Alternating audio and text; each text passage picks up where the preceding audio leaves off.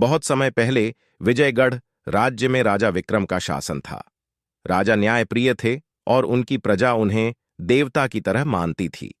लेकिन महल के भीतर सब कुछ ठीक नहीं था। कई बार राजा को ऐसा लगा कि उनकी योजनाएं और गुप्त जानकारियां बाहर लीक हो रही थीं। वह समझ नहीं पा रहे थे कि उनके भरोसेमंद महल में कौन ऐसा कर सकता है। महल में चंद्रिका नाम की एक नौकरानी काम करती थी। उसकी बातों और सेवा भाव ने महल के सभी लोगों का दिल जीत रखा था। चंद्रिका अपने काम में इतनी निपुण थी कि राजा विक्रम ने भी उस पर भरोसा करना शुरू कर दिया था। लेकिन चंद्रिका का असली उद्देश्य महल के रहस्यों को जानना और दुश्मन राज्य के राजा को पहुंचाना था। साजिश की शुरुआत चंद्रिका धीरे धीरे राजा की गुप्त बातों तक पहुंचने लगी।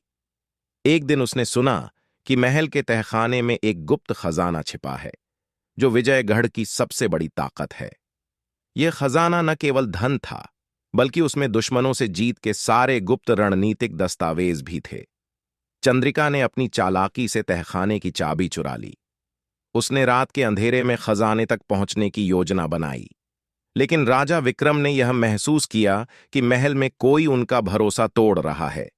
उन्होंने अपने भरोसेमंद मंत्री के साथ एक योजना बनाई।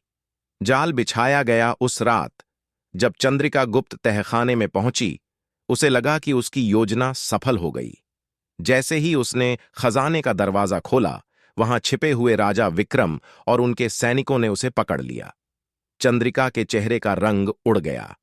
उसने पहले बहाने बनाने की कोशिश की, लेकिन राजा विक्रम उसकी चालाकी को पहले ही समझ चुके थे।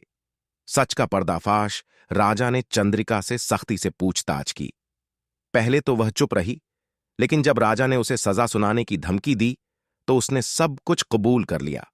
उसने बताया कि वह दुश्मन राज्य की जासूस है और उसका काम महल की गुप्त जानकारियां चुराकर अपने राजा तक पहुंचाना था।